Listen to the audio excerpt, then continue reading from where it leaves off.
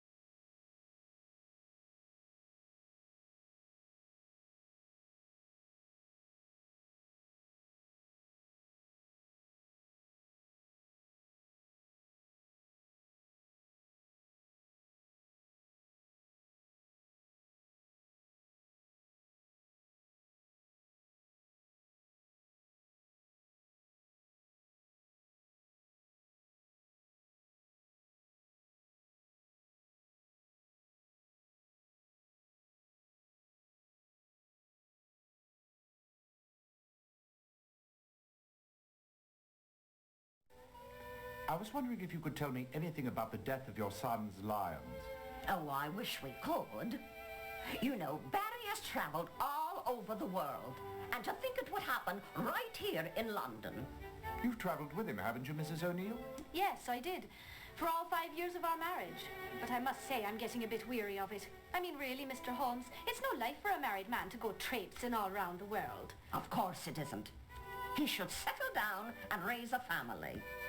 My husband, Carol, could get Barry a job down at Rogers and Singer. Before I die, it would be nice to have one of my boys right nearby. Where is your other son? Last we heard, Thomas was in Oldenburg, Germany. Germany? Royce Late Show just finished a tour of Germany, did it not? Yes, it did. Tell me, did you happen to see your brother-in-law while you were there? I certainly did not. But my husband might have. I can't really say for sure. You see, we don't talk about Thomas much. I don't mean to pry, but may I ask why? Oh, it's nothing really. You see, years ago, Thomas loaned Barry some money when he was trying to put together his animal show. And now Thomas believes that Barry is forever in his debt.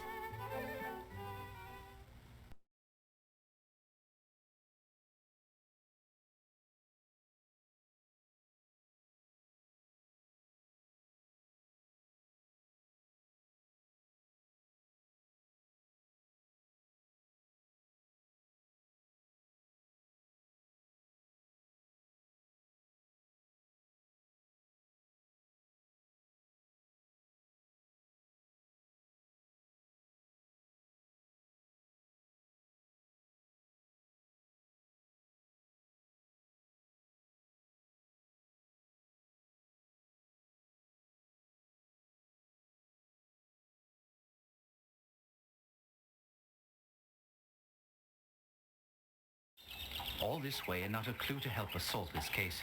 How terribly disappointing.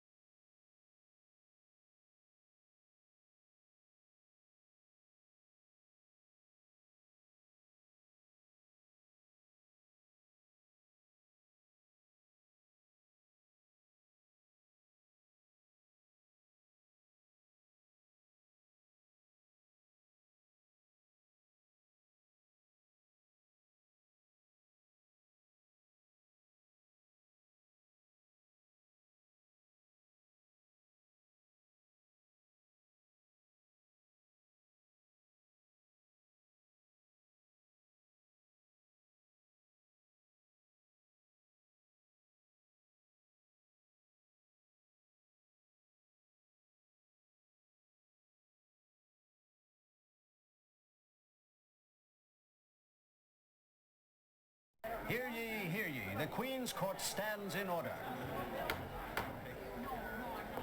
A pleasure to see you again.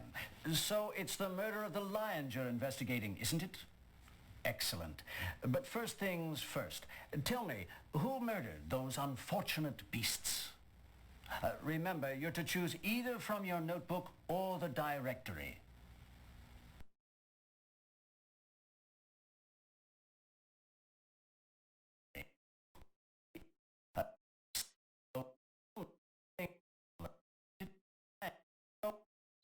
See you again. So it's the murder of the lions you're investigating, isn't it? Excellent. But first things first. Tell me, who murdered those unfortunate beasts?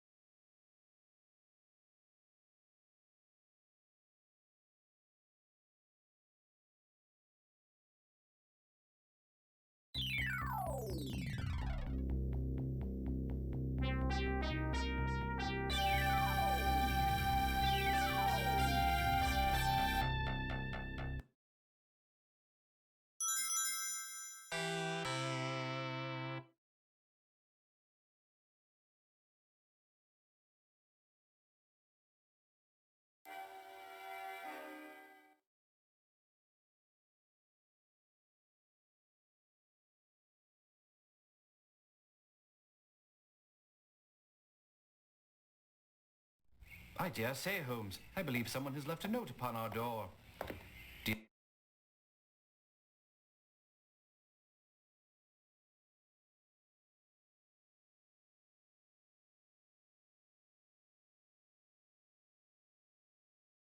Terribly sorry.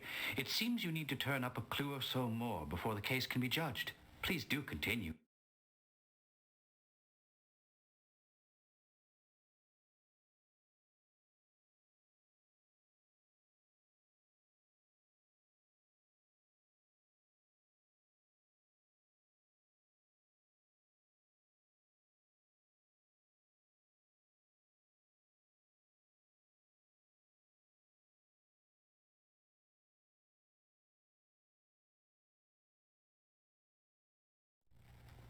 The victim, Stephen Lyons, was last seen in the company of Sylvia Carpenter, Marcy Edwards, and Collier Eddy at the Red Bull Inn. It was a simple matter for the police to identify and apprehend them. Would you like to talk to them? Yes, thank you. Tell me, Miss Carpenter, what happened last evening? He just dropped down dead, he did. I done nothing to him, I swear it. Miss Carpenter, did you know the gentleman? Never seen him before.